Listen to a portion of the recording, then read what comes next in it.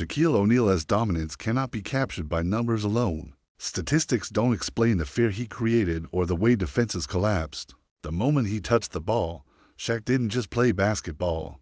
He physically overwhelmed it. Entire game plans were built around slowing him down, not stopping him.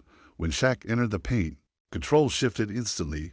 Kobe Bryant saw Shaq from the inside, long before championships turned them into legends. But what we haven't talked about is how good of a player he was.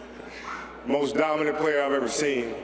And the thing that was most impressive to me is that he's such a fun, outgoing guy. From Kobe's point of view, Shaq was a once-in-a-generation physical force. He wasn't just big. He was fast, explosive, and skilled around the rim. Kobe has often said that when Shaq decided to dominate, no defense in the league had an answer. The issue was never talent, only focus, according to Kobe. Shaq at his peak was completely unstoppable.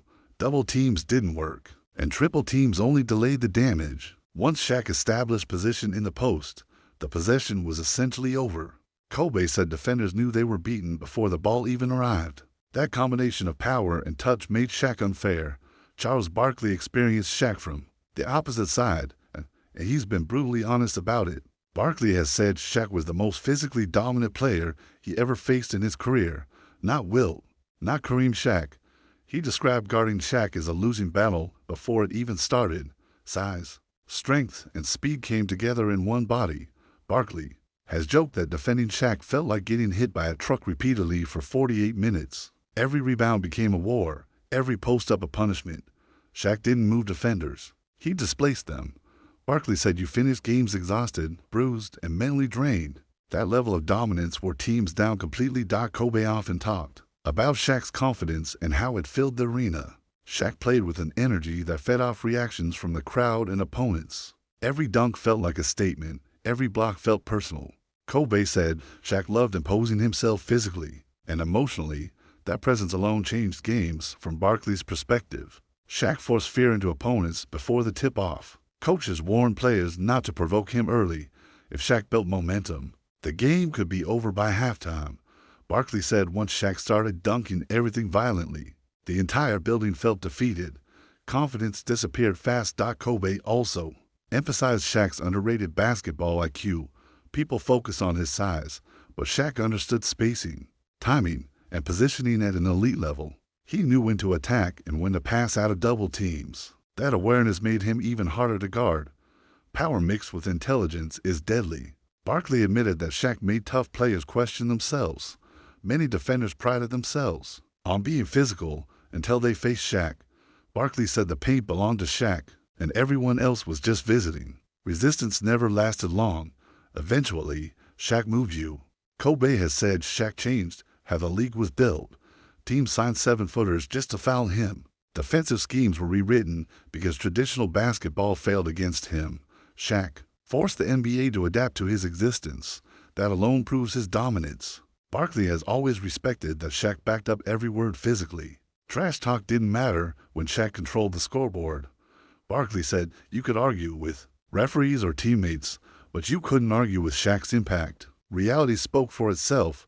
Kobe acknowledged that Shaq's biggest criticism was consistency. Shaq didn't always push himself the same way every night.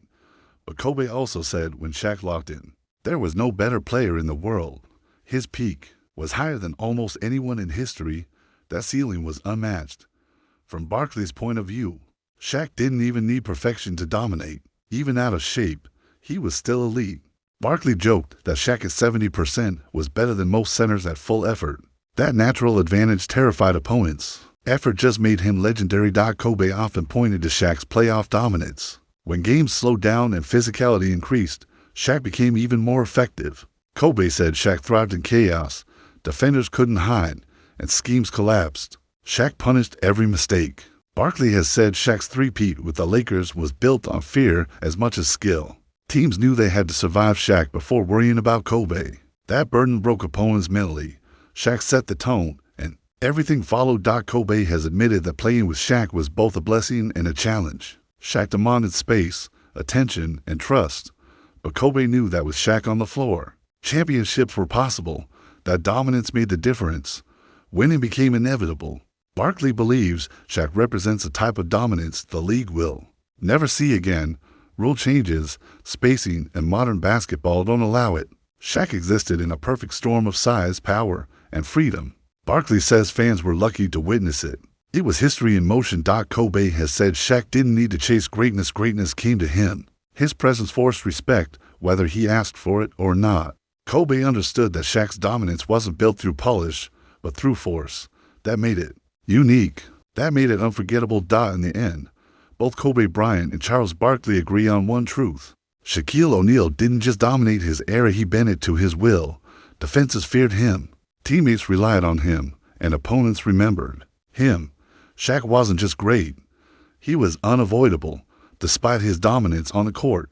Shaquille O'Neal's career was never free from controversy. One of the most talked about issues was his conditioning and work ethic. Coaches and teammates, including Kobe Bryant, openly questioned whether Shaq always took the game seriously enough. Shaq admitted he didn't always train at full intensity. During the offseason, critics believe this cost him even more greatness. His feud with Kobe Bryant became one of the most public controversies in NBA history. What started as competitive tension turned into open criticism through the media. Shaq felt Kobe was selfish, while Kobe felt Shaq lacked discipline.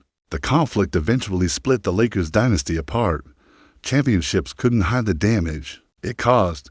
Shaq also faced criticism for his poor free throw shooting. Opponents openly used the Hack-a-Shaq strategy, intentionally fouling him to exploit his weakness. While Shaq embraced the physical challenge, critics argued it exposed a flaw he never fully corrected. It became a tactical controversy that shaped playoff games. Even dominance had limits. Off the court, Shaq's personality often landed him in headlines. His feuds with other players, analysts, and even teammates continued into his media career. From clashes with Dwight Howard to public arguments on television, Shaq's ego was frequently questioned. Some saw confidence, others saw insecurity. His honesty sometimes crossed into controversy.